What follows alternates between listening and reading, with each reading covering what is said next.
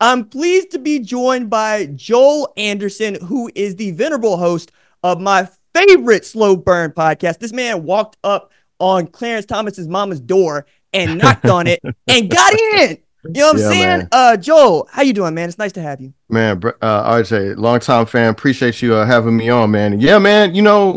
Sometimes it's what all the shots you take, all the shots you don't take, you miss, right? And I'm looking at that door. There was nothing between. You'd think there'd be a Secret Service or somebody there, right? Nothing. But so I'm like, if I don't knock on this door, I'm gonna always regret it. And Mm. sometimes I hope to tell my son someday. Sometimes they say yes. You know what I'm saying? Sometimes people say yes. So you just got to ask. It is one of the cool parts, I think, of learning to do the job is actually having the shoe leather and Yeah. knowing what it takes to go up to strangers Yep. and find a way to be polite while asking them really impolite questions Yeah. Sure. because you got this story you got to do. I mean, I get that, man. Like I trial by fire. So you know that I live in Oklahoma, Of and course. I went to college at TU. I went to grad school at OU, and I strung for the Oklahoman before I got to be an intern there. And I never forget, they sent me out to Davis, Oklahoma, Mm. and they run Wishbone out there today. Okay, they've been running Wishbone out there since the '70s. Oh Okay? wow. Okay. Okay. Head coach's son just was the quarterback at the time, and the head coach was the son of the last head coach. All right. So I'm Okay. down there and I'm going into this pro press box and I knock and I say, hey, I'm here for the Oklahoma and cover the game. No. What? What? You know Yeah. what I'm saying? It's a Excuse playoff me. game. And it's Yeah. Millwood, right? So like for those of y'all who don't know, Millwood is the Falcons. They produce some dudes. Like Cam Batson comes to mind. Gil Roberts ended up going to Man. Tech. Okay. Yep. Yep. Yep. Uh, Yep. but it was going to be shall we say black in a way that I know about it being at Booker T. Right, I was excited Yeah. about this game, and I'd never seen a real live wishbone football team where they got heads down, they listening for the snap count, they ain't watching the ball. Man. So I'm clash styles here, and it's second round of playoffs, and they told me no, and I said what happened, and I'm thinking, am I about to walk into somebody? No, you picked against us. I did what? Oh We read the man. paper this morning. You Yeah. picked against us. Yeah. And I'm like, I didn't pick nothing. Like, what are you talking about? And then I call up the lead high school dude at the time, is a man named Ryan Aber, I think covers OU now. He's like, oh yeah, I forgot. That's an away game. Damn. Let me make a phone call. Oh. So he called the athletic director, and the athletic director came up and said, hey, I know the man you could be upset at. I got him on the phone. We could talk about it later. For now, can we let this young man do his job? Man, man, you know what, man? There's so much to learn doing those high school football games, bro. Oh my God. Like I did that in Texas. I was for the Associated Press, I was like the Texas high school football editor for a year. And have we talked about how I covered OU for a Nah, year? man. Did I live in Oklahoma City? Walk me through it. Walk me through it. Oh, okay. Well, anyway, before when I right out of college, the place I interned at is the place that got me a job. It was Associated Press, and so the deal was you'd work in the Dallas office, which is open 24 hours, and you'd have to do shift work. So I might work a 4 to 12, 8 p.m. to a 4 a.m. That's a lot of what the young folks had to do because we didn't have families or whatever, right? And so, but eventually I got up to the Texas high school football editor thing, and that's just basically that was taking every single high school football game in Texas, getting the score from it, and putting it out and sending it out to newspapers.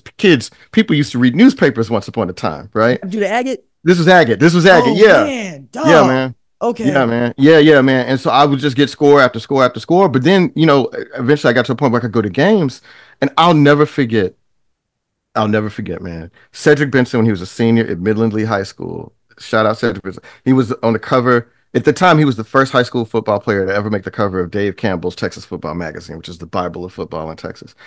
The AP flew me out to Midland the summer before senior year. And I swear, if that man said two sentences to me, if he said two complete sentences, I had never gone through anything like that before in my life. We sat outside the bench outside the field house. He pulled up in some car. He had his stereo going. I couldn't think of nothing else to say. I was a very young reporter. He pulled off, and I basically filled out quotes with other coaches that had played against him. But yeah, man. So I just think that having the experience of doing high school football anywhere, man, it really is like a really good training ground. Getting to fit in and write anywhere, right on deadline, talk to all sorts of different people in different sorts of situations. Yeah, man. We bond over that. I want to hear all your high Oh school man, football stories now, man. look what you just told me. Hey folks, that's called a write around. Yeah. You know what I'm saying, and it ain't nothing you want to do. You're right. It's damn. I got 800 words. I got to file on this, and I got to Yeah, do it in a man. hurry. Mm, Same thing with deadline writing. Like the job I do now, uh, deadline does not mean the same as it used to, and I don't think it does for many. Right? right, There's very few jobs in sports now where they want a buzzer file from you except to get something up on site, right? And that's right. you get it in, you want to have it quickly because SEO and whatnot. But even in 2012, 2011, 2010, one of the things that I value the most is I'm fast. And even today, Hmm. my editors be like, "Dog, you are quick." Yeah. Yeah, Cuz I'd be man. out in the middle of nowhere with very spotty internet access, needing to Right. get this 12 inches sent. Hey, is the press box in the stadium? Are they going to close before you file your story, I got or do locked in a am I tunnel. right? Oh, look, man, look, bro. I had to scale a fence at what was this? Was this Wharton High School? In Tampa. Shout out Wharton High School. Yeah, man. Or is man? I hope that McDonald's they still open and that they got Wi-Fi I can use. You know what I Oh man, mean? or needing to hit the Muskogee Turnpike because you know where that McDonald's is, Yeah. right? And you know you're gonna be able to get something there. But do I have time?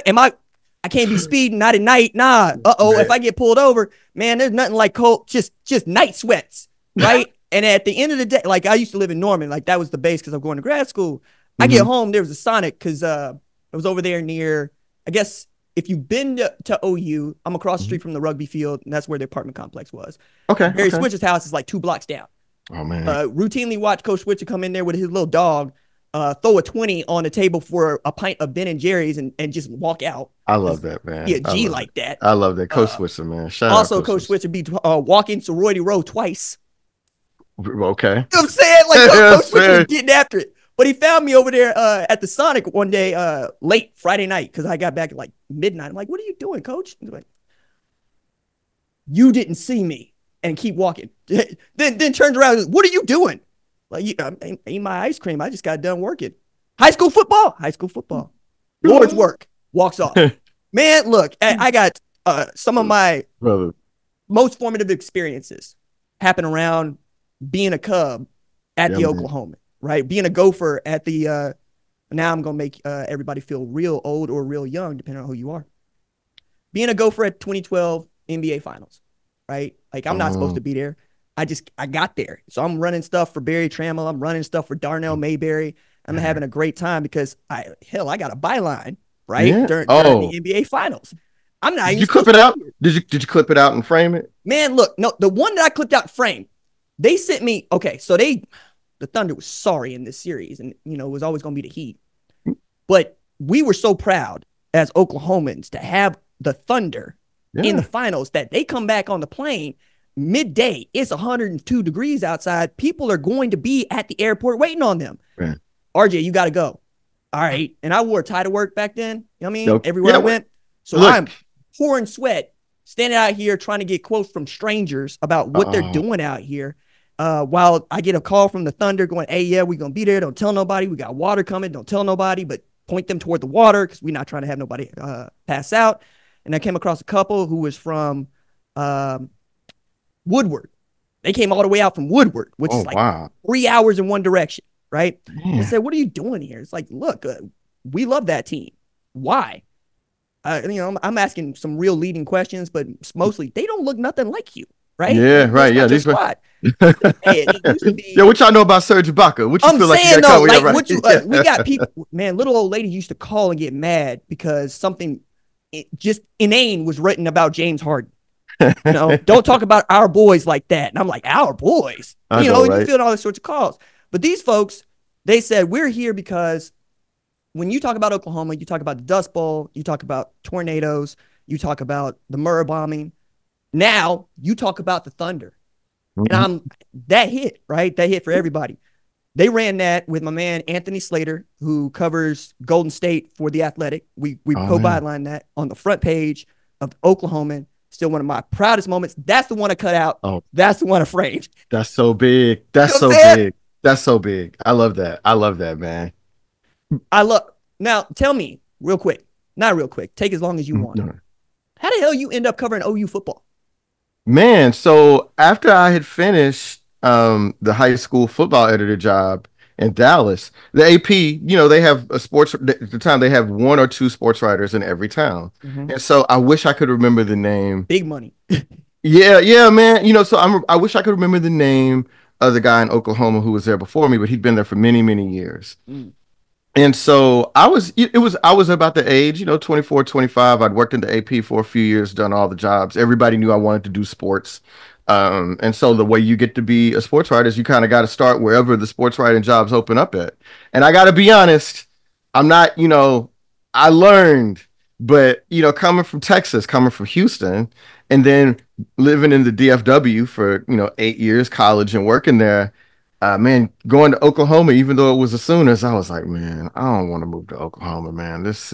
I remember going up with my dad, man. We driving up the highway, man, and I'm crying. I'm just like, I'm leaving Damn. Texas, going in It's like Oklahoma, that. and I'm like, this is gonna be horrible. And let me tell you, man, that it was 9 of the best months of my life. I Mm. love Oklahoma to death. So anyway, I got the job. I was one of the sports writers. They gave me the job for that year. And I had the job, and then another job came open, and I took the job after Oklahoma. But yeah, man. So I was there, man. So that was, everybody knew, I love college sports. I played a little football at TCU, and so I think that helped me, get my name out there to get that Oklahoma gig. And it just so happened, I don't think that year anybody knew that Oklahoma was going to be the Oklahoma they ended up becoming that What year. year?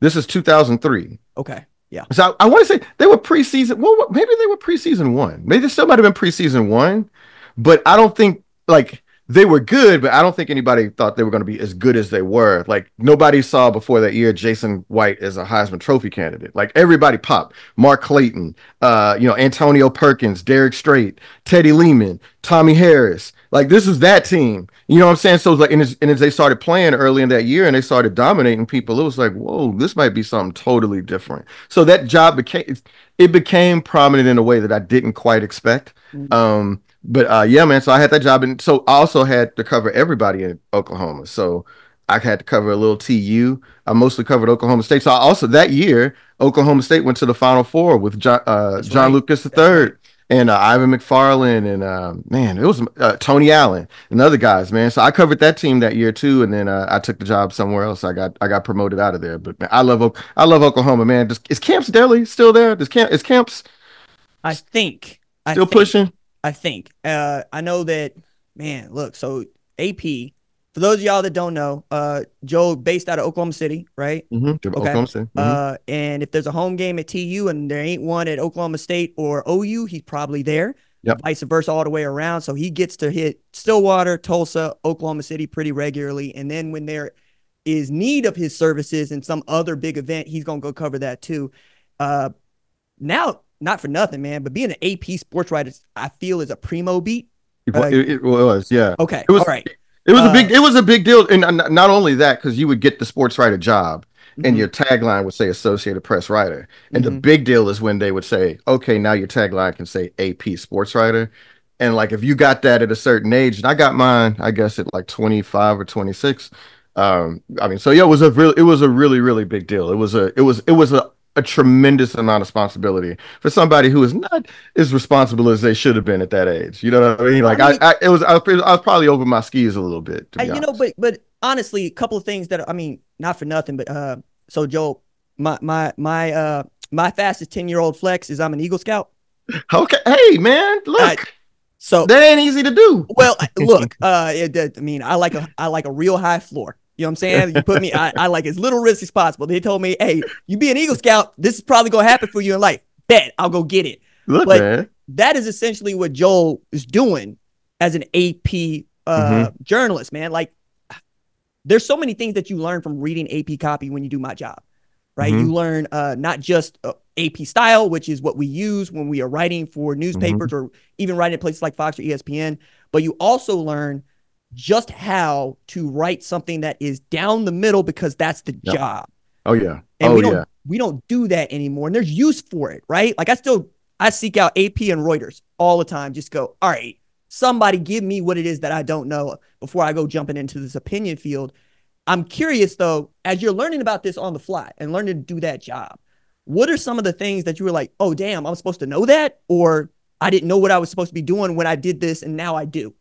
Well, man, I will say that like I was really mature. I'd always known that I wanted to be a journalist, and so when I came to work, I was like Jeremiah Smith. You know what I'm saying? Like I kind of came in, I was ready to body that job. But what I would say is that I was sort of unaware of if you put me on anything, I felt like I could learn it pretty quick, but like I think what I learned through the AP is like, oh, sometimes to be more effective and a better writer is not to just master what you're already an expert at, but like, okay, try that as a challenge. It work. Like so you might work the broadcast desk where you have to write broadcast copy for all the Oklahoma, what it was Texas at the time. So the Texas radio stations and broadcast stations across town, or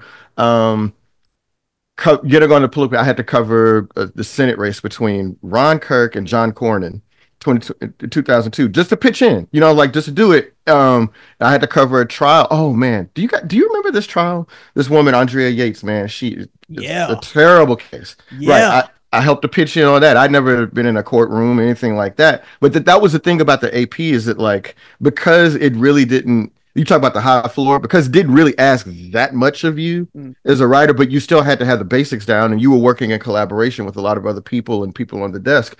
So it allowed you to have opportunities to do those big stories and kind of pitch in and do stuff. I covered the execution, RJ. You know what I mean? And so it was just that, like, I'm really grateful that I had that experience. But I think a lot of people used to get that experience also at just their local newspaper, whether it's working in Shreveport, Jackson, even smaller than that, Chillicothe, Ohio, whatever. You get that experience. And yeah, I mean, I still lean on it today. Like it is the foundation of my journalism career. But now I have the opportunity to opine, cover slightly more complicated things, work across media. But the basis of it is the AP, and kind of I'm sure just like you, man, like the experience of getting out there, knocking on doors, doing the little shoe leather thing, like it's the foundation of everything you can do. And I just wish other kids had the opportunity to do it. And I just, That's sadly, I it. think it's over. Yeah. That's it. Like that was not the thing that we actually wanted to do growing up, No. right? We all No. wanted to be columnists. You want to be on sports reporters, right? Man, look, Yeah. hey, look, I said, hey, Mike Luca ain't seen me yet. You know what I'm saying? Mitch Yeah. Album ain't seen I was me like, yet. man, You know what I mean? About to get out here cooking people. Why they ain't going to Bob Ryan on that, man? You That know don't what even I'm make saying? sense. Yeah, right. Yeah. Hey, Lupica, shut up. Somebody else trying to talk. Be Well, quiet. Nah. please let Mitch Album get to his point. Man, you know what I'm saying? Yeah. No, that was it. That was it. And Yeah. like, golly, I was talking to this came up because when I got to Fox, Kevin Jackson was the managing editor of the website and the app. And he had worked with Lovinger and editing Page Two. And I worship at the altar of Page Two. You know what I mean? Because I'll never forget reading Ralph Wiley. I love baseball. It's really hard to talk baseball with people that don't love baseball because they'd be like, I miss me with that. But Ralph was over here talking about, hey, we about to talk blacks and baseball, pack a lunch. My face melted. You know what I mean? Man, look, bro, man, like, Ralph Wiley is the inspiration of my career, brother. Like, I came across Why Do Black People Tend to Shout at the Half Price Bookstore on Highway 6 in Sugar Land, Texas. Shout out when I was 13, 14 years old. And like, I read that and it changed my life forever, man. So, yeah, Page Two, when he showed, because, you couldn't find his writing for a while. He was doing so many different other things. And when he popped up on Page Two, oh, man, I was like, what a treat. We still get treated to that writing every now and again. And sadly enough, it didn't last as long as it should have. But yeah, man, them Page 2 days, brother. Look, that's where I always wanted to live. And I'm thinking about the roster. Like I keep trying to tell people at one point, you got Ralph, you've got Hunter Thompson, you've got Jeff Pearlman, who likes to be in the stacks as much as anybody else likes to be in the stacks. You know what I'm saying? Yeah. And I could get like all anybody. Bill Simmons. Well, I was about to say that's who they remember, right? Yeah, Because right, right, yeah, that became him, which right. I It became get. And absolutely then it became stuff where you would see like Bomani was to pop up over there with 200 words on this, or Tim Keown or whatever. right, or Yes. Mm-hmm. Dave Fleming was gonna be funny. You know what I'm saying? Yep. There was Yep. something in there, and it kind of changed over time. But that those early days, when it was very clear that um, John Walsh still had his hands on it. You know what I mean? Yeah. Yeah. I just, the inside sports part of it. I remember reading that was out. It was out of print by the time I got to it. Didn't mean I didn't read like 15 issues of Inside Sports because I was trying to Oh, find something out. RJ. I mean, we really are fretting is the loss of like reading as an American pastime, right? Like just the loss of interest in the institution of news, man. And it's just, I feel really grateful that like we sort of were at that last little gasp of that and at the nexus of like the growth of the internet age, which was a much more I mean, I'm sure there were bad things going on in the internet even when we first got onto it, but it felt we were a little bit more naive about its potential. And we thought we had a lot more hope in its potential to bond people together, which it has done, but we didn't think necessarily about the bad things. But like growing up with newspapers, bro, like in reading people or reading Sports Illustrated or reading the sporting news, you know what I mean? Like, and getting that stuff at your house, man. Like, I mean, where do people scratch that itch anymore? You know what I mean? Like, Look, I mean, I know the answer to that question, right? Because being in the Hattiesburg American as a kid was like that was you can't tell me nothing. You know what I mean? yeah. And they got my picture in there. That was the other thing. It wasn't just my name, it was my picture. You know what I'm saying? Gold Rush. We won the 9-year-old championship. All right. So come mess with us if you want to. You know what I mean? Dixie U baseball stand up. That Bro. that today, I believe, is it's showing up in a different way, right? Uh, and that's frankly how I got to this space, right? Hmm. I always wanted to write. Uh, written 2 books since I got to this job, right? Because Right, right, that's right. magazine pieces. I wanted to do that. What Wright Thompson was doing, I wanted to do that. But Hmm. as Hmm. the landscape has changed, where are the people? And the people are on YouTube. They're on podcasts. Some of them still listen to the radio, right? They Yeah, watch right. some version of TV. I think I was reading a statistic just the other day that 50% of all YouTube viewing is on television, a television. Yeah, Which, that sounds about right. Yeah. well, I mean, and that's what it is now. So Yep. you Hmm. end up in this space because that's where you can reach the most people, and that's Right. where the work is being most seen. And then you find ways to try to make what you are good at or what you like more good at than like fit into the space. But that also means that the content that you have in here, you need to find a way to manifest it. Okay, this is the way in which I'm going to bring this back to college football. I promise. Promise. Now that we are here and we are Hmm. seeing what college football is becoming, right? So a little Hmm. bit of NFL, Yep. whole lot of old school. Hey, we paying people. We just loud about it now. Yeah, And right. television rights, dictating conferences, realigning has been a thing that's been going on since we established Division One, Division 1A, right? Right. My question here is, do we still value the brands like Arkansas, Nebraska, Penn State? I'm choosing programs that have not won national championships, but do have programs that mean the world to Mhm. their region as much as we did in, say, 2003. Yeah, I mean, I guess it depends on the we, right? Because Mm. obviously those places matter so much to the places where they are. The whole institution, whole regions of a state, rise and fall with the fortunes of that institution, and a lot of times the programs that are at the center of those institutions. But if you mean we, like nationally, man, I don't. It's really tough for almost anything to break through in quite the same way to where like there's a national we and like people are conscious of it in college sports, right? And because some of it is so fragmented. Like I used to, as a kid, when there was a Southwest Conference, not only did I follow the University of Houston, which was the team I grew up rooting for, you know, saying Andre Ware, Chuck Witherspoon, Manny Let me hold up. Hazard, shout out. Let me jump in here real quick. Let me ask you real quick. Did you know that Andre Ware hates a shotgun? I did not know that actually. I told that to my homeboy, who What? also, yeah, no, dead ass. It caught me too. Okay, he's doing the broadcast. This was like 2 weeks ago, and Yeah. we saw a shotgun near the goal line, which you got feelings about one way or another, like you got feelings about a goal line fade. But here, this man came out and said, "I hate shotgun," and his partner was like, "What? Yeah, never ran it in college." And I said, "What? You Andre Ware? I seen them What? scores. I seen them box scores. I saw Yeah. what you did." And then I go and Oh, look it up. They run and run shoot back then, but he was doing it all from under center. And you that's know actually a what? really good point. I was Actually, never so hurt because you look up old pictures of Andre Ware, he looked like us. And if you yeah. don't know what us I'm talking about, I ain't Oh, yeah. talking to you. He looked Yeah. like, you saying flat top fade, had to change. Yeah, yeah, man. He was brought Dickinson, Texans. You know what I'm saying? Yes, he was. I mean, he's the first black quarterback to ever win the Heisman Trophy, brother. What? I mean, it's like people don't, and I feel like people don't like understand that, Not even on right? TV. They just looked at Yeah. it. They It's looked at just the agate that Joe was doing and said, "Oh, he yeah. must be the truth." Well, I mean, bro, well, RJ, there was one whole year they were on probation and they didn't even show their games on TV. And that's what I tell people is like, yo, like you did not watch as much football when we were kids, man. Like they were just, it was really difficult to see games that were outside of your region. If I was in Texas, the Raycom network might be showing Baylor versus TCU that day. You know what I mean? So I had really no idea what Alabama was doing. Like I might not see Alabama to the Orange Bowl, you know?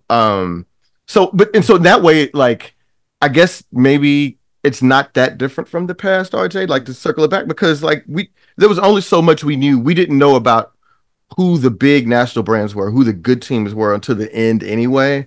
And maybe that's the way it should be, right? Maybe this reorganization gives us a chance to come up with like a new way to appeal to fans that still is a little bit old because eventually people are going to see the helmets. They're going to look, oh, Michigan's playing USC, bro. That's a good game. Oregon and Ohio State, that's a conference game. That's cool. So like maybe that will be what we'll draw, and like the other ones, the rest of us, that UTU, who's TU's rival? Who do y'all? Oh man. So not Tulane with no. Nah. Like, cause you got to remember that TU wasn't independent until like 1995.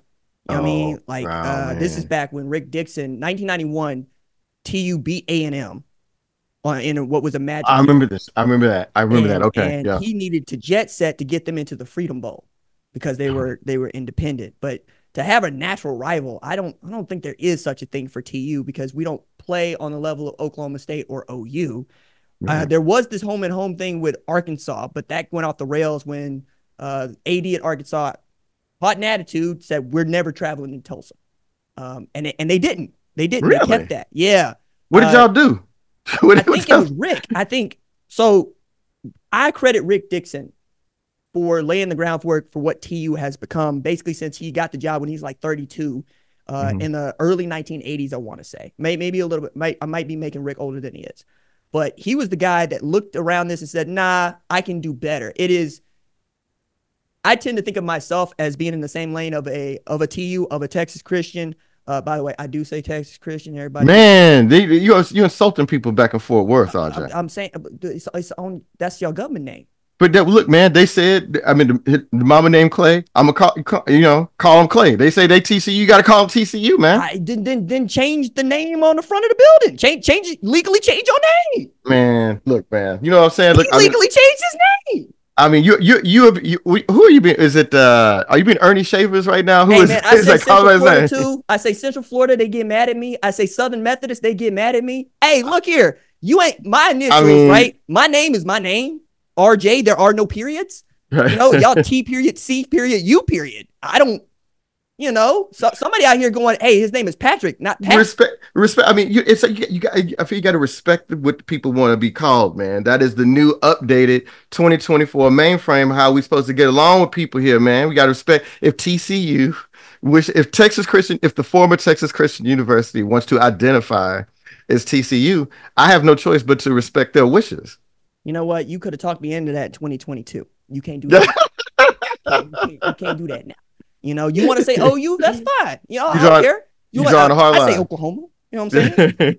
But no, like it's one of these where I look at it and I say, who is going to do the market inefficiency thing? Which is take a look at I don't argue strategy, right? You tell me what it is that you want to do. I'm going to find a way to exploit it. That's how this is going to work. That's what business is, right? Yeah. So at TU, you would find a market inefficiency. And for a long time, it was Rick going, all right, if it's just me having a conversation, I'll have a conversation, right?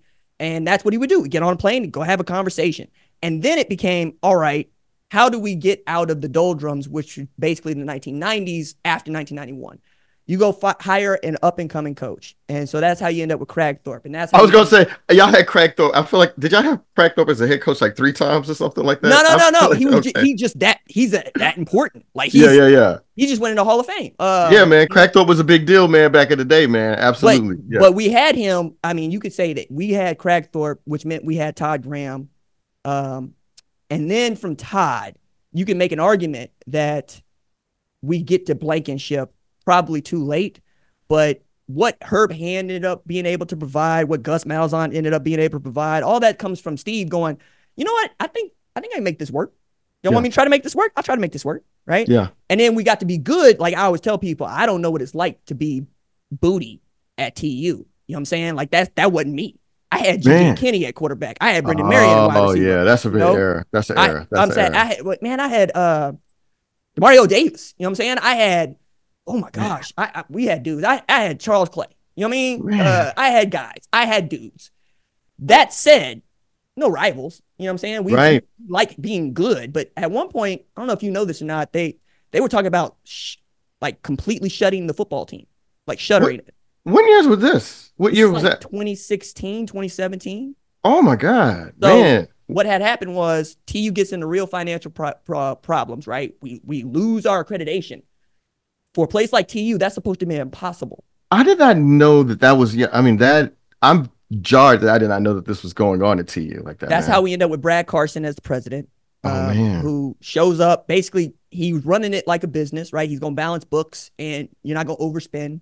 You're going to recruit highly talented faculty, highly talented students. My only problem with this is we have always been punching above our weight at TU. Just people Mhm. don't really want to acknowledge it. Like the alumni base at TU is 55,000. Okay. It's 135 at That's SMU. yeah, It's that's 135 at American. small. It's Yeah. it's 150 at TCU. I was going. Man, I remember thinking that TCU had crossed into six figures at some point, like after I graduated. So yeah, it did not. It was still a small school for a while, but yeah, now we've got a base. So yeah, Well, and the reason I bring those up is they're private institutions, right? yeah. Um, it's another way of saying like I I don't know too many people that grow up in Tulsa that end up going to TU for a number of reasons. Not the least of which is if you can get into TU, come from Tulsa, you can go anywhere. That's how high the standard is. I think the average ACT has gone up every year since I graduated, and I think it was 26 when I got in. Right? Okay. It's yeah, and like we smart people. Like Okay. that's Yeah. what See, smart people school. put What me we on don't game. have is local. We don't care about local, and because we don't care about local, we not winning no football games because we got Brandon Oh, Presley leaving Bixby to go to Oklahoma State. You know what I'm none saying? of those kids. Yeah. No, But no, I mean, no. Like Dax Hill's from around the way. did South y'all did, Proctor. did y'all ever tap into Union or Jinx when they were rolling? Man, every now and again. So that's the thing about what Bill Blankenship was doing before Philip Montgomery, right? Blankenship built a monster, right, at Union. Everybody knew about it and ended up getting a job where we all thought he should be. And because he set about recruiting locally almost exclusively, he took some early L's and wasn't really able to overcome them. But by the Mm. time that team matured, Philip Montgomery got there and they destroyed people, right? Once again, saying, I remember them hey, being pretty good at it. we make players out here. As a matter of fact, I talked to Cale Gundy just a couple of weeks ago about this, and he was going, the state of Oklahoma produces dudes. We got to get it right, but we don't always get it right. But Yeah, we there's got to not a get it. lot of that. You can't have misses. You know what I'm Yes, saying? yeah, and you Yes. can't have guys leaving the state. You know what I Right. mean? So Right. like as much as Texas fans want to be like you recruit Texas, well everybody recruits Texas. I mean You- Houston's bigger than the state of Oklahoma. Of course we yeah, recruit man. Texas. What are you talking about? That said, Dax Hill going to Michigan, Josh Proctor going to Ohio State, Josh Jacobs going to Alabama. That shit got to stop. Well, yeah, when I found out Josh Jacobs went to Alabama, I was like, oh man, I know somebody in Oklahoma is hurt. I mean, obviously he wasn't gonna go to Oklahoma State He if went he to was. McLean. Oh man, He went to he went to McLean. You know what I'm oh saying? man, Like that hurt me the most. You know, Felix going to yeah, that's Arkansas, tough. okay. Robert Meacham going to Tennessee, all right. But McLean, we don't recruit. Man, And that's then, tough. of course, we hit on the first dude to come out of there, but we're not gonna hit on the second, right? Sean Jackson also came Okay, out of McLean. okay, Uh, okay. goodness me. Let me try to get us back onto 2024. Let me try to do that. Let me try to do that. Uh, as you saw, week 7 we had carnage, right? 4 to Right. top 11 take losses. Number 1 Alabama is no longer. And then last weekend I thought was really cool. I will watch Ohio State Oregon play 2 more times if you let What a me. great, what a game. What a scene. Just, I mean, don't you wish you were there? I was like, man, I want to get off I want to be there at Austin State. Like that looks like something I want to be a part of. They rocking with 60,000 people. Bro, it's just crazy, man. Have you Like ever been what? to a game there? Nah, man. Okay, I've been to a game there, man. It's Yeah, like, yeah, it's just very compressed. Like, yeah, it's just you feel like you're stacked on top of each other, man, and it's just looking it on would down. have to It's be just right because like the yeah, the noise in there. yeah, it's crazy, man. It's Like when crazy. I'm looking at Ohio State going, we can't hear. I'm going, wait, what? Yeah, yeah, You man. know, like Yeah, you know it, but when it's happening to a team you know is that talented and that put together, you yes. need something different. Uh, Man, but just think about how Ohio State, when they go on the road, when they playing teams, usually like, I mean, where they're playing and who they're playing, they're usually not in that situation. I'm trying to maybe Michigan would probably be the only people in their region that could put them in that sort of a situation, right? Or maybe they go on the road and play UT out of off conference or something one year. But yeah, like that is really foreign ground for them, man. Like being on the road and having to deal with that kind of noise, a game where it's in doubt late in the game. Like, yeah, that was a I choose to not read too much into that about Ohio State as a team because I acknowledge it was a tough situation, but in terms of the scene, amazing. So uh, yes, I'm sorry, I didn't mean to trip no, you no, up no, on no, that, no. but I was thinking about the analog is Penn State. That's the analog, Beaver Stadium. But Penn State be looking at Oregon like that's us. No, it's not. No, see, no, it's not. I'm not done. I'm not done. People say so. It's not the whiteout don't. Well, no, no, no. Like I think Penn State fans, that's them. That football team is not. That's what I'm saying. Like they the Oh number 3 team in the country right now, and no, they're like, yeah, yeah, we can play with Oregon. Nah, nah. Yeah, I can't play with Ohio State either. nah. I Not don't not think. not with that dude at quarterback. Nah, man. I mean, this is probably one of Aller's best games, right? But I still, Kyler Warren had 17 catches, 224 yards. I mean, yeah, no, I mean, nobody else is going to allow that to happen to them, dog. You know, like nobody else, like no, that's not going to happen to anybody else. Like that, would they spit the bit on that, and now they got to move on to something else. They got to figure out a counterpunch. So yeah, I mean, I guess I just want to see and like Katron Allen and Nick Singleton, like I felt like there was a lot of hype around them, and like I just kept waiting for them to bust out and be like those dudes, right? And like that's, I mean, you tell me, I've never seen that. I've been waiting for it, and it's just never come to pass. And then you add to that not having people on the outside like they've had sometimes in years, and I'm just like, yeah, that does not look like the number 3 team in the country to me. But I'm willing to be proven wrong, right? No, no, no, no, no, no, no, no. So I do a top 25 for Fox every week, Mm-hmm, right? mm-hmm, And I mm-hmm. got Ohio State in 3 and Penn State at 4, but I got Penn State at 4 because um, Penn State gets the blue blood tax credit. Okay. Okay, okay, I like Okay. that. Because I like that. if you put Indiana in Penn State's clothes, you're gonna rank Indiana number 3. That's what you're gonna do. That's what you're gonna do. If you put Penn State in Indiana's clothes, you're gonna rank them number 16. That's what That's you're gonna right. do. That's You know, real. That's real. That's real. and like we got Indiana, Nebraska on tap this weekend, which is low key become, I think, a really interesting game for college football fans. Everybody else gonna be like, Man. don't hit me with this. I'm trying to softly as I can here. Kurt Signetti gets up in front of Big Ten media and says, it's real simple. I win. Google me. And I'm like, get out of here, man. Like, you come from James Madison. Like, I know y'all the Dukes, but get your president self up out of here. You know what I'm saying? Like you coached at Elon and IUP. What are you talking about? But if you go down the line, he was on Nick Saban's original staff at Bama in '07, recruiting Mm-hmm. coordinator, and coached Oh, the see. whiteouts, which means Julio Jones is That his. was one of his. Oh man, I don't think I Right. knew that. Oh my God. I got to figure out the Julio roundabout Jones way. was the first guy that like let you know that Alabama was different. I was like, oh, this is Right. not my And this. he got him, Yeah, yeah, but okay. how does a assistant for Coach Saban at that time go to Elon and IUP as opposed to almost anywhere else? I'm thinking about other guys on that staff. I think Doug Nussmeier was on that staff. His Yeah, kid balling. We know about Kirby and whatnot and all the other dudes, but he gets to Indiana, and all of a sudden they're 6-0. They're putting up 500 yards of offense. They're scoring 41 a game. They're converting on third down. 54% they're converting on third down. man. They're, I think they're good. And Nebraska is not bad. Are they good? No. Could they You, win? I don't know. I guess wait, you don't think they're good at you? So you've written that off. Like you think that they're okay. I think. Well, let me see. Let me be very. We'll see if I can't thread this needle. Nebraska's not going to win a Big Ten championship this year. No. Okay. Nebraska is going bowling this year. Which is sad for us. I mean, it is sad to be like, man, Nebraska, y'all might get to go bowling this year. But yes. But I'm putting the floor at 6. Okay. And I'm capping it at 9. So man. what is that good? I'm looking. So after IU, they got Ohio State, yeah. UCLA. They got that one. Mm-hmm. SC, I don't. SC might be in free fall by then, man. Where's the game? It's in LA. Okay. So, I mean, but we're not talking about. I mean, it's like, will Indiana be? Will they adjust to playing on that time zone at that time? Like, will they be fine? They've done it once. They've done it once. Matter of fact, it's just them and Penn State right now. Okay. Well, listen. Okay. Do you think people are going to? Nobody's going to be at that game. Nobody. I mean, USC. I mean, it's over for USC, right? This year, so right? What I have learned is just how many Big Ten fans live in Los Angeles. Right. Fair point. That's a great point. One of my closest buddies went to Wisconsin. He grew up in LA.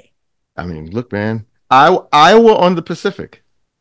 That's what LA used to be. I mean, so yeah, you're right. so it's in the realm of possibility. The problem that we're gonna run into is, like, how do you sell this game, or how do you sell this team to a national public? That's where I get to this bigger question, because, I realize that there are people that believe that many don't want to play for national championship every year. I think that's bunk. I think what you don't want is to be embarrassed. So, like, you don't want to be North Carolina. You know what I'm saying? You can't be catching L's the way they be catching L's. No, because that's just not that. You can't lose to Duke, Georgia Tech, and James Madison. I mean, James Madison. I mean, that's the thing.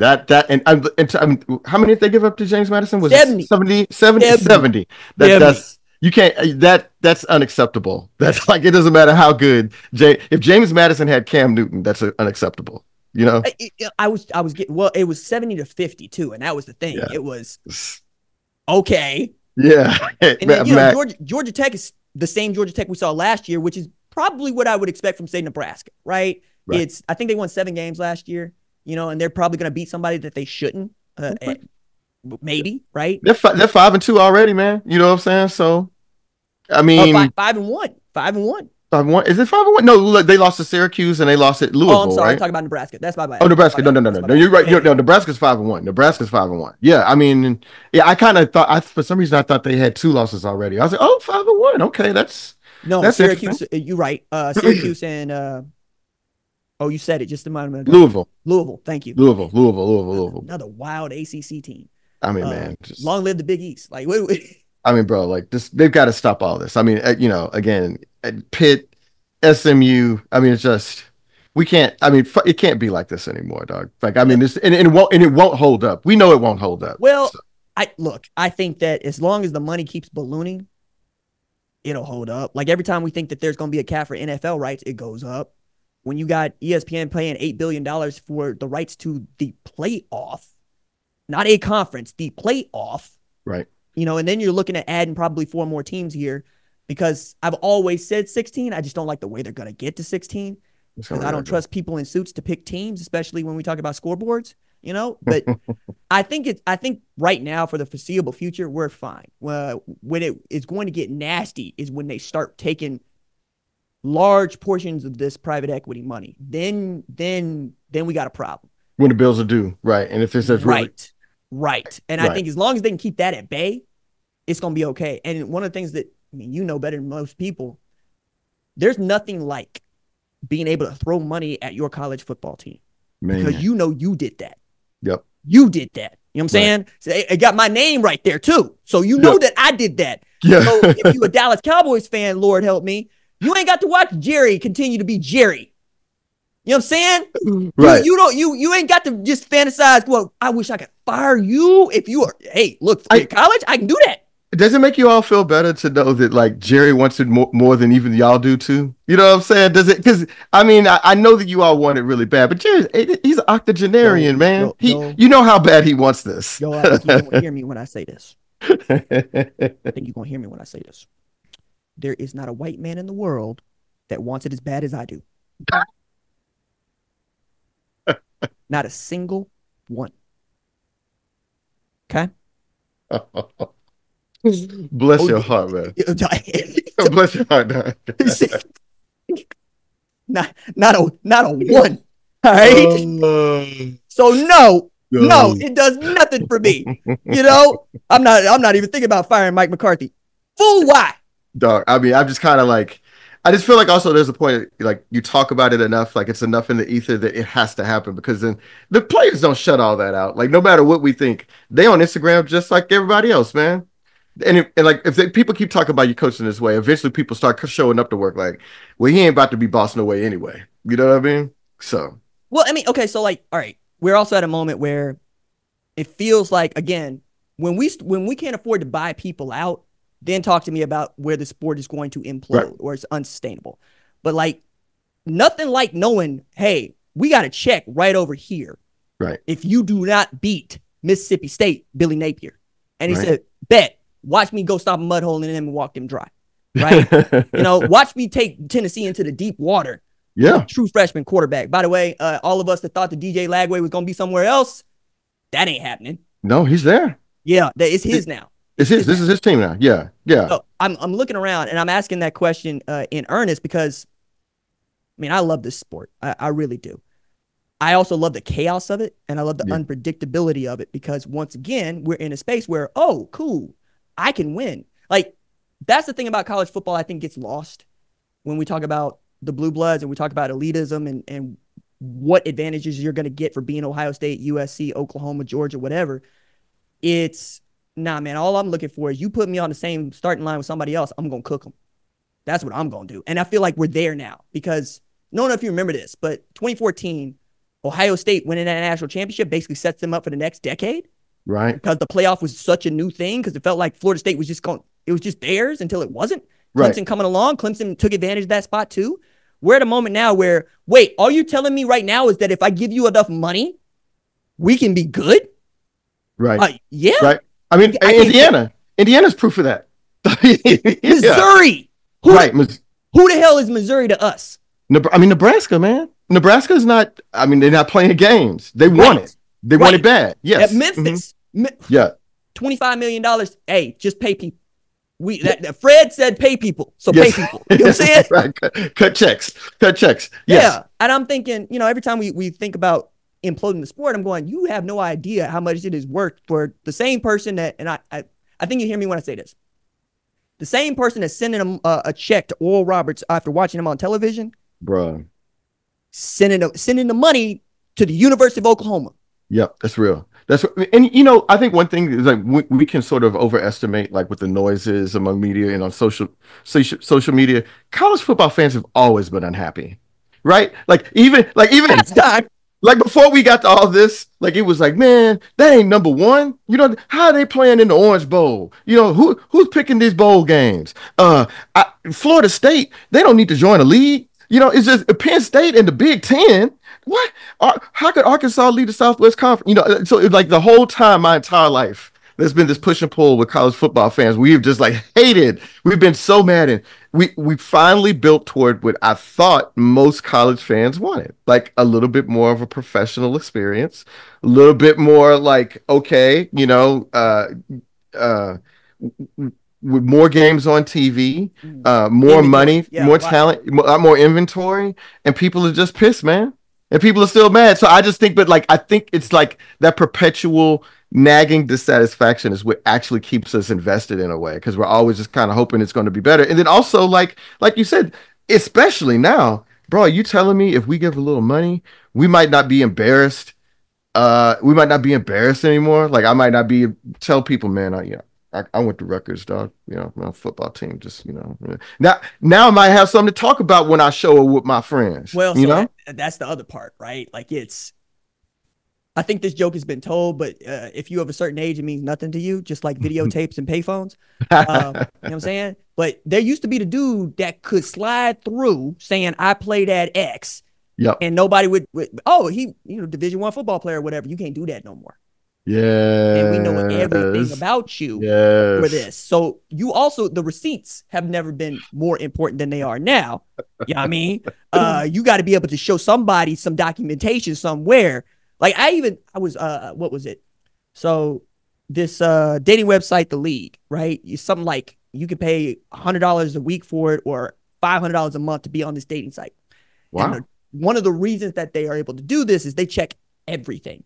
So I had a homeboy who was on it, and Okay. he said, "Hey, you know when I thought this was real?" And I said, "No." When they cross-checked that I was on the roster at Oklahoma in 2009, like I said I was, he lettered, he Wow. lettered, but he ain't no dude. You know what I'm saying? Right. And they're like, "Oh, this turns Yeah. out to be verified. Cool, great." I'm like, "Yo, somebody in 1996 is mad as hell right Wow. now." They're just angry, just mad. You know what I'm saying? But like, Oh that's all of man. it. That's crazy. That's I've always thought we were always going to be unhappy. Right. We're getting closer to what I want the sport to look like, quite frankly, because I like tournaments Same. Same. and I don't like arguing about no damn national championship. I don't like tournaments, but I like us getting closer. And You I didn't like like the Texas high school football? well, first of all, the tournaments don't make any sense. I've always just been like, well, because it's four teams from each district make the playoffs, and then like if you have the best, you have the highest attendance in one district. It doesn't even matter if you're the best team. You go to division. I'm like, come on, what are we measuring here, right? Like, I enjoy watching Texas high school playoffs, and I will go whenever I'm home because I like the atmosphere. But like, I just think the system is dumb. Hmm. But like, and I think the thing about playoffs to me sometimes is that like people confuse like champion with best. Sometimes you just win a Mm. lot of games. You know what I'm saying? Sometimes you run off a game. The best team that year, somebody got hurt. We've always just sort of accepted that. But I reject the idea that tournaments are the best, but I also acknowledge the idea that tournaments are amazing on TV and they're amazing TV. And look, my team benefited from a tournament. You know what I mean? They're TCU. We got lucky. I mean, if we had played Ohio State, Would you rather it have been another way? Would you rather that? Okay, we kept saying all along we don't think that Texas Christian is the best team, even though they are undefeated, and then Kansas State did what they did, still put them in the tournament. That said, do you want that season to go any differently? it's so tough because I think it goes into like the way I feel about the program now. Mm, Um, Obviously, I would never give back that year. It was amazing. And if it ended the way it did, fine. But like in retrospect, if you think maybe if we lost in overtime to Michigan, mm, maybe if we lost in overtime to Michigan or something, mm-hmm, because I knew we were in trouble, and I've said this before when we played Georgia. I never wanted to play Georgia, even when TCU's just rolling it up and moving up the polls. I'm like, I don't want to play Georgia. Like that is a bad matchup for us. And I just never forget right before the game, the national championship night, they're interviewing Kirby Smart on the sideline, and the sideline reporter is like, "So Kirby, like, what do you think the keys to tonight's game are going to be?" and he said, "Aggression." And I was like, "Oh, it's over. We're in trouble. yo, We're in trouble." he took the microphone like John Cena and said, Yeah, "Ruthless aggression." I was like, "Oh no." I was like, "Oh no." Then he did the thing where he waved his hand in front of his face. Yeah, it's like It's over. it's over. I was like, "Oh no." I knew it was going to be rough, man. And then I think like TCU has not really benefited from that national championship in any way. Like we've not benefited like on the field and recruiting. Like I always thought that year was a lot of like magic, right? That it was a good team that caught a lot of breaks, and that like a program that needed a shift. Not a total 180 or anything, but just a little bit of a shift in thinking with the roster that Gary Patterson had developed over those years. Like I thought it was like the perfect moment for TCU. But like, I mean, how many national shows do you watch and TCU come up? And they're like, "Hey man, what's going on with TCU, man?" Nobody cares. Look, it's one of these where every now and again, right? On my show, I get comments. It's like, "Yo, just call this Ohio State, Oklahoma, Alabama, Georgia, whatever page," and I'd be like, "When I do a Penn State segment, where are you? Man, look, That's Penn State. That's not Texas Christian. That's Penn no, that's State. right. I don't You want to hear know, about Penn State a lot either. I mean, you don't care yeah, about Boise State. You care about Ashton Genty, and even then, you don't care about him that much. right. I mean, I actually it's one of these like because I do want to ask you about Colorado, right? Because I'm Yes, thinking about Dion being on the sideline at that game, national championship, talking about we got to get here, and I'm like, brother, let me tell you something. I love you to death. I do. I want him to win for reasons. And it's the same reasons that I need Sharon Moore to figure it out. Man, Reasons. I don't see that. I don't see that working out. It's currently constituted, but But you yeah, know, I hear what you're look, saying. it's one of them, right? It's like it's a small leg situation. We ain't saying nothing. Hey, look, man, I grew up with like, look, man, Art Shell. We need Art Shell to succeed. Black Chrome need to be at Mississippi State forever. Yeah, man, Forever. I need Sylvester Cruz. Yeah, I wanted Bob Simmons to do well at Oklahoma State. You know what I'm saying? It's like we need John Blake. Like, please, oh no, not John. Oh no, not John Blake. You know what I'm saying? Why they got to do my man Ty Willingham like that? Why they got to do Oh, that? oh no, Told no. him not to go out there in them puke green jerseys. Oh no, bro. Without, oh man. And then go up to Washington too, and then it just be like, oh no, like, oh man, what were we thinking? What would But happen? Yeah. to that point, right? I'm asking for you to go get this done. And I'm thinking about Dion, and I'm asking, ooh, man, you can't even win a Celebration Bowl. And you had 2 shots to do that. You talking about getting here, But the change agent part of this has never been easier. Talk about Texas Christian, talk about Colorado, talk about teams that just, they find their groove. Central Florida, 2017, right? Before the portal, you hit. I think we got to honor that. On the other hand, it used to be that if you got to this spot where you played in a national championship game, or you played in the college football playoff, you feel like Oklahoma or Texas, right? You feel like, oh, it's a matter of time now. That ain't true no more. No. That's the part that I think is upsetting, because back to college football fans not being happy. I mean, while Washington was doing what they were doing last year, I have Washington fans that are saying, hey, we're going to suck next year. And I'm like, real? You can't even just today? Do you think Alabama would ever, like, or Georgia would ever accept that? Like, yeah, man, we'd probably go back to 8-4 next year. You know what I'm saying? Like, what? Oh, no. Even LSU, which has as much variance as an elite program can kind of have, they're not talking about, yeah, man, we're probably not going to be good next year, bro. Probably 8-4. Look, let me walk this out. Let me the LSU part, because it get on my nerves. It does. I was born on Tinker in Oklahoma City, but I grew up in Hattiesburg and Tulsa, which means that I've been in New Orleans far too many times. And I've been there enough to be like, so are we going to see a show? Or we just going? What are we doing? Is the food not enough? Nah, dog. The flavor, you know what I'm saying? Look, my you can only get me to eat so many beignets. Okay? You can only get me to eat so many crab legs when I live near Biloxi, Mississippi. All right. Like you got to have to do something special for me. All right. I'm not no easy win down there. I can kind of see. I feel like when I'm in New Orleans, I'm in another country in a lot of ways. Well, I mean, that's true. Yeah. Like my best friend, he just moved back down there. After he lived in Tulsa most of his life. He moved down there. His sister lived down there. His family down there. But he is the type of dude that walked through the Magnolia Projects, didn't know it at the time, walked back through the Magnolia Projects because it's an easy way to get there, and had his family grab him by the collar and say, don't you ever in your life do that again. Or, he's a foodie, right? So like New Orleans is a food destination. He's like, RJ, I got way too much food for $7. I'm like, where'd you go? The gas station around the corner, dog. Like, so for some people, that's what you be doing. But New Orleans hits a spot for I'm saying, in a particular way. Yes. It is its own country. Like we treat it differently. That said, LSU ain't ever been very quiet about what they believe in till Nick Saban got there. So you talk about variance, and I'm like, you mean pre-Nick Saban or post-Nick Saban? Oh, I say, and I don't have the data in front of me right now, but I was talking about this. I feel like Nick Saban ushered in modern day integration. You damn right he did. Yeah, like the way he recruited made everybody be like, you know what, we need to get serious about them brothers that go to school at Washingtons and Lincolns. You know what I'm saying? Like maybe we should start bringing those in. Yes. Yeah. You know what I'm saying? Okay, so what put it over for me is Mark Spears tells this story, and I forget who he told it to, but judging how it got here, probably somewhere in the Bomani Jones Right Time podcast, somewhere in the archives. Anyway, Mark said, look, I grew up in Baton Rouge. My parents taught at Southern. Yeah. Nick Saban came into my house and he said, Marcus, I can't let you leave the state. And he said, Coach, you ain't got to worry about me leaving the state. I'm going to Southern. Yeah. All right. So that's one of the best defensive ends in the country, right there in your yard. Going to the HBCU because y'all don't like us. And Saban would be like, where are all the black players? They don't come here. What the hell they don't? I mean, I thought y'all wanted to win.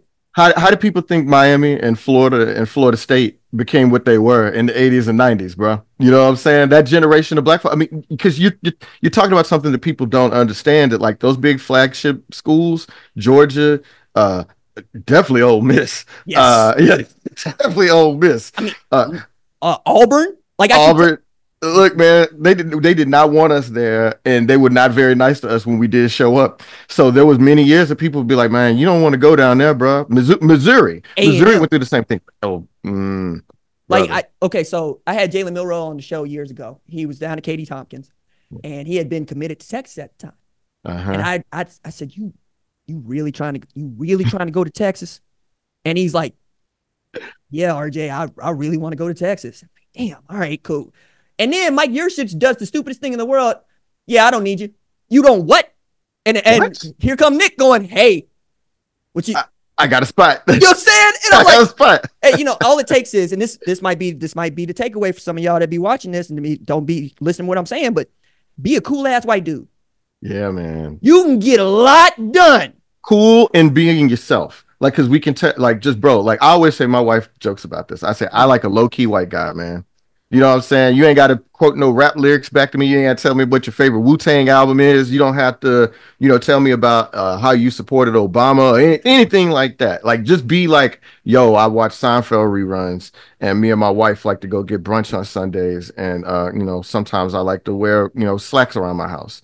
You know what I mean? Like, that's fine with me. I love those dudes. That's two of my best friends that are like that. You know I'm what I mean? saying, you know what I'm saying, like Yeah. be a hang, like Yeah. because you Yeah. look at Mark Spears next to Nick Saban, you're like, what? And them dudes is two peas in a pod. Yeah, man.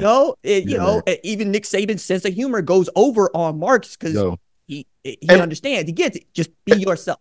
everybody's everybody's seen Nick Saban doing the video. Was it the Cupid Shuffle or was it? Yeah. Yeah, man. It's Uh. just like got in. You could see the shoulder movement, and it wasn't like that.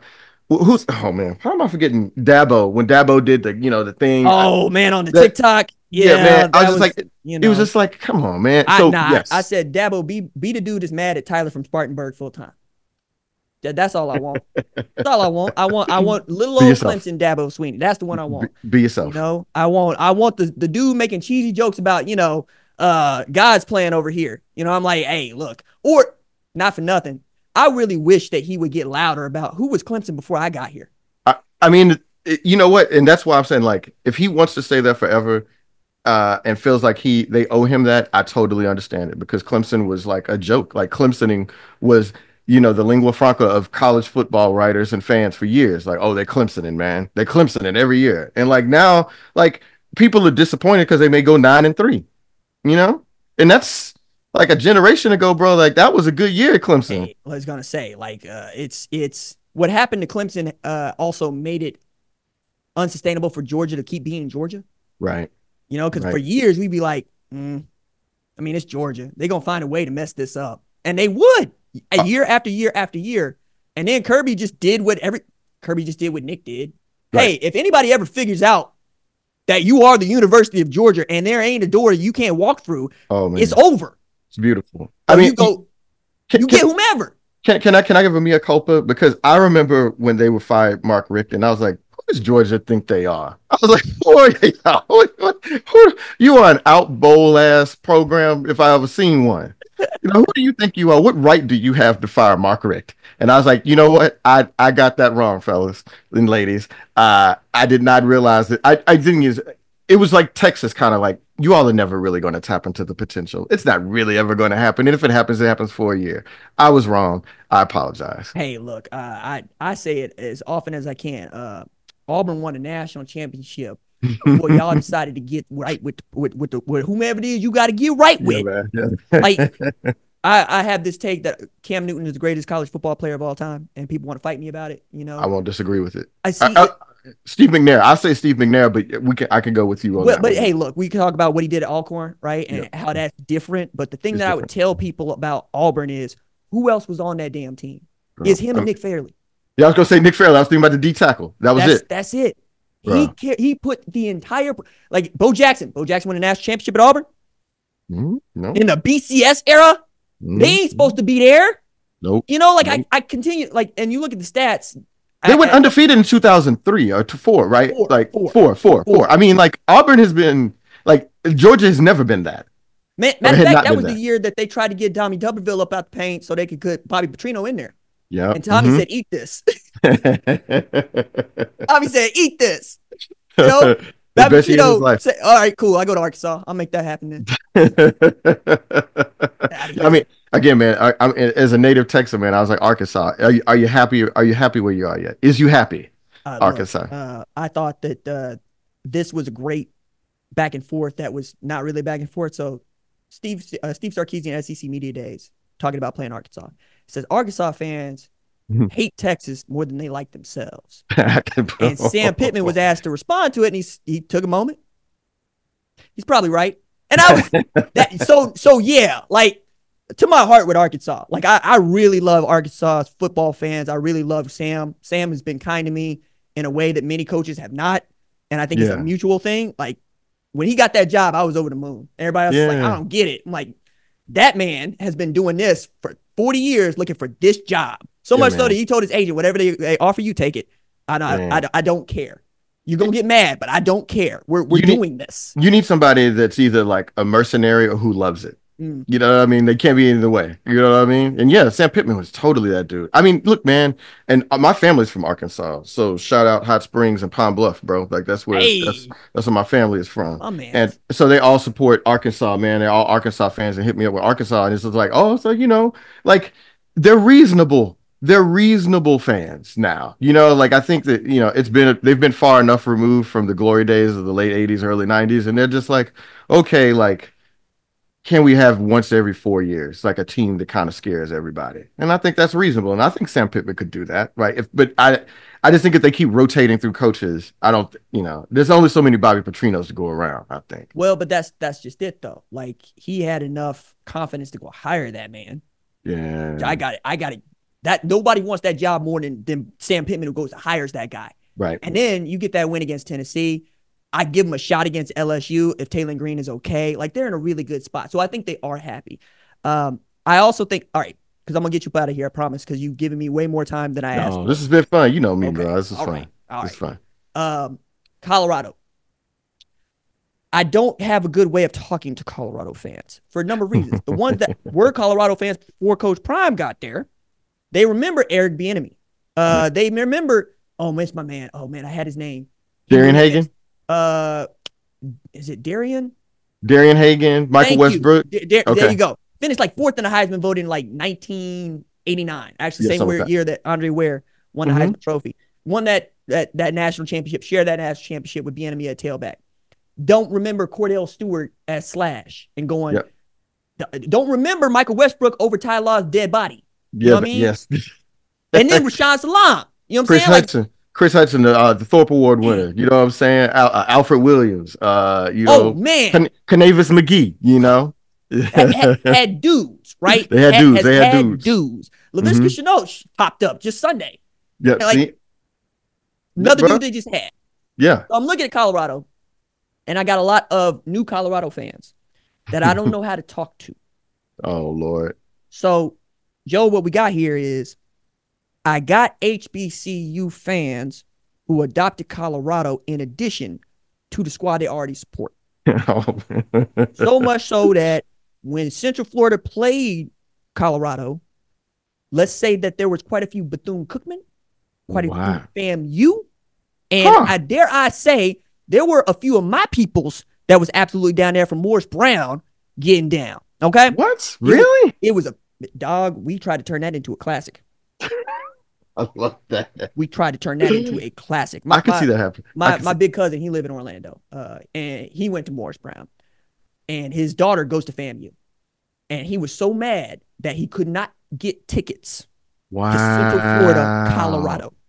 But you know what, man? Colorado's probably. I mean, how often are they gonna ever come out that way, even with UCF in the league? So yeah. So there's that, right? And this Colorado team. This Colorado, right? Knowing that you got Shedeur doing what Shedeur doing, Travis, I hope is going to be okay, but I would give that man the Heisman Trophy 3 weeks ago. You know, he ain't got to prove nothing else to me, but yeah. I mean that's just all right. Let me walk this out. just so people on the same page, because I don't understand that this folks ain't watch college football like I watch college football. Ashton Genty not gonna win the Heisman Trophy. No, He could no, break Barry Sanders' rushing record. He's still not gonna win the Heisman Trophy. I don't think Why? so. Because he goes to Boise State. Yeah. That's why. It's just not happening. Meanwhile, Dylan Gabriel is up there, Cam Ward is up there, but for their obvious reasons, right? Jalen Milroe till they lost to Vanderbilt, but we'll see.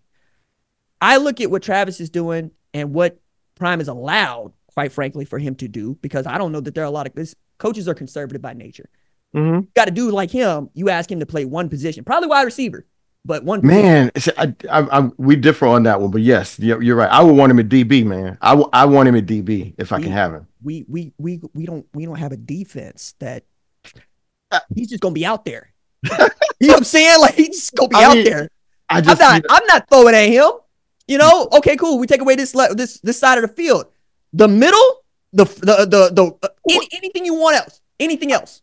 I feel like his NFL future is a quarter. I know why they need him at receiver at Colorado, but I feel like his future is NFL future with that size, that brain for the game, his quick twitch ability. So I was like, I like that, you know. Prime put it this way, and he did this at Jackson State because people talk about his stats and FBS. I'm like, man, imagine if you were audacious enough to throw in what he was doing at Jackson State. Yeah. He said, look, the boy is an elite corner, but his heart is in playing wide receiver. Mm. I want your heart. Yeah. I always want your heart. I want to know Yeah. what it is you think that you are good That's at true. and see if we can't make that work. That's true. You know, and not for nothing, like Jalen Ramsey got to be so mad that he didn't play wide receiver at Florida State. Oh man. I mean, just think about all the dudes that could have, that missed out on this. He is the 23rd best paid wide receiver and the number one paid corner. So like that's easy for me. Like when I draft him a corner, probably same reason I'm gonna draft Travis Kelce at tight end. You know what I'm saying? Like I'm not trying to pay you more than I gotta pay you. Right. I play whatever the market sets, but it's just, and I know the trap, but I think that the market's going to course correct on receivers it eventually. There's so many good ones, and it feels like every year there's always like 3 or 4 elite ones, and like at a certain point it's just like, well, wait a minute, it'd be like running backs in a way. It's just like, well, we could always get one. It's not going to. Our fortunes are not going to rise and fall. Like, and especially if you got a quarterback, like you can look at Mahomes and be like, everybody ain't gonna be Mahomes, but it'd be like, Josh Allen. It like if you have a superstar, you can kind of make it work with some dudes. But to your point, like if this is what Travis loves, I'll be like, why don't you come out here, be receiver, but maybe every now and again, you hop in on in a dime package or something like that. And I think that's the future that I would expect for him in the NFL, because the thing that you can't get around is he's gotten hurt each of the last 2 years. Right. Exactly. And that's not a virtue of him being endurable. That's a virtue of if you play a season worth of snaps in the first 6 games, you probably are going to suffer the kind of injury that you would normally suffer playing a full 12. He's having double the amount of collisions that he ordinarily would have. It's bound that something is going to happen. And we ain't talking about somebody who's 6'1", 270. You know what I mean? So, yeah. I'm with that. I guess the question I have now is more related to Deion than it is to Colorado. Yeah. All them boys say Bucky are gone after this year, right? And Bucky don't play football. You know what I mean? That's just what it is. So what is it that we expect to see from Prime in 2025, 2026, 2027? I do think that he will stay. I do think he'll stay at Colorado another couple of years, because I think that, like, is it really like, let's say Colorado wins 6-7 games this year, right? Mm-hmm. And then next year, I mean, it's going to be tough because they're not going to have Shador, they're not going to have Travis, but like, they kind of hack it out 7, 8 wins, something like that. And even then, I mean, I'm being very generous by saying that. Like, don't you think that like he wouldn't mind trying to get to Florida State or get back to Florida at somewhere? Like, I think he wants to be in the mix. I think he wants to coach. Well, let me walk this out, because I don't know how many people know this, but this is me doing my due diligence, basically doing the job we train to do, to get back to the top of the conversation. Mm-hmm. So he gets to Jackson State. How does he get to Jackson State? Well, he called Mickey Andrews and said, hey, coach, I think I want to do this. Do what? Be the head coach of Florida State. Because remember, they had a vacancy, right? Mike Norvell was not yet that guy. And Mickey was straight up with him. Deion, you didn't graduate. Right. That's right. And he's like, what you mean?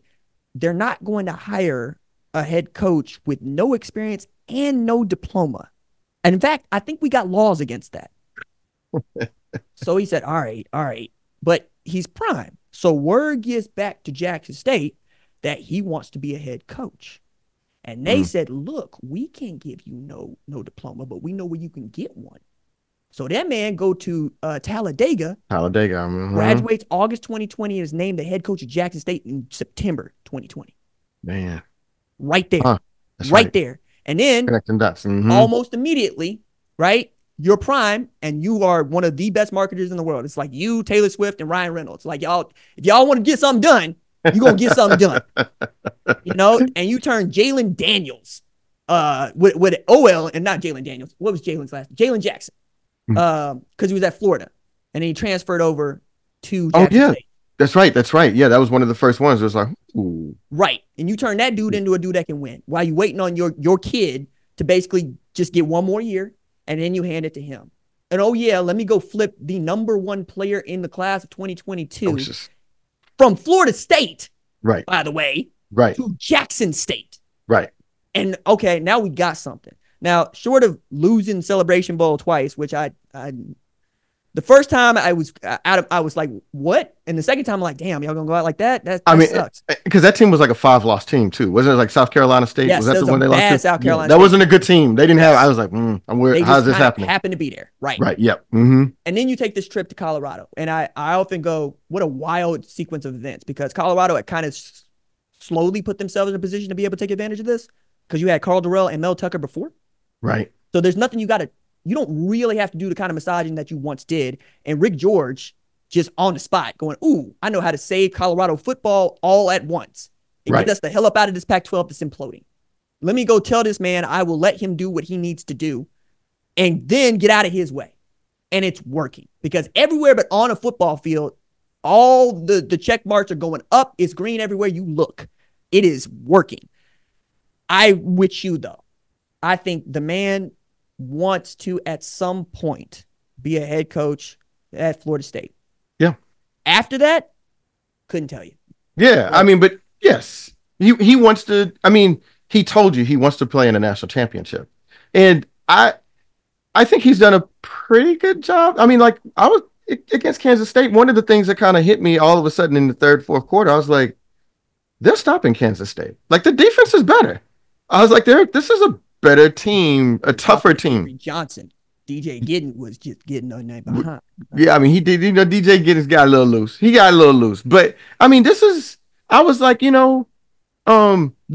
team has a little bit more grit, and those boys play hard for him, man. Yeah, they do. Like no matter what you say, like those boys play hard for him. So there's something to him. And look, I, I'm a TCU guy.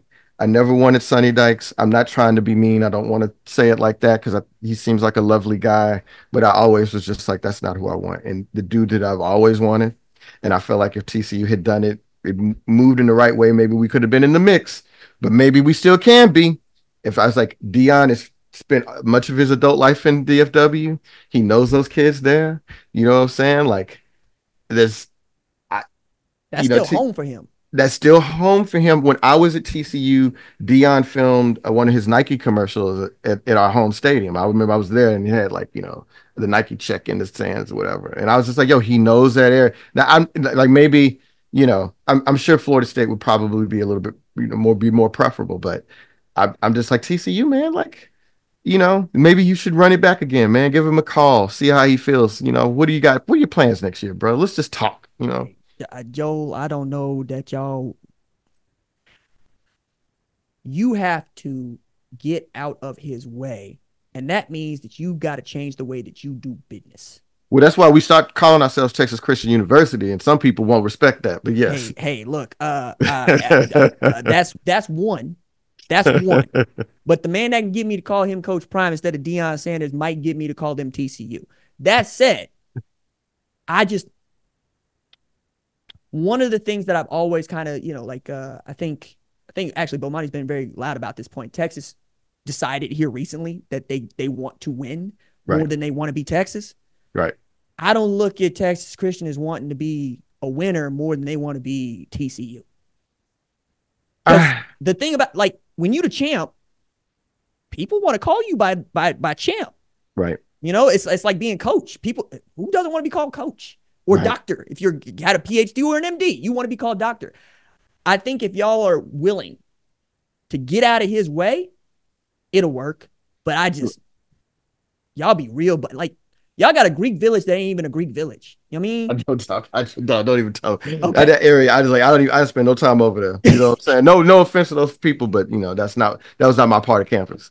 Look, I was down there with the bros, and all we was talking about was, ooh, we would tear this place apart. Y'all would not let us come back through here. Uh, yeah, hey, that's your mama? Cool. Let me take my shirt off right quick. Can't take us nowhere. I say Y'all this, like, you should know. My mama, she got a lifetime achievement award from Deltas.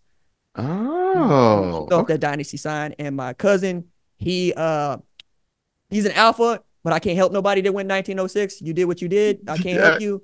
You know what I Hey mean? man, but family blood is thicker than that, surely. Okay.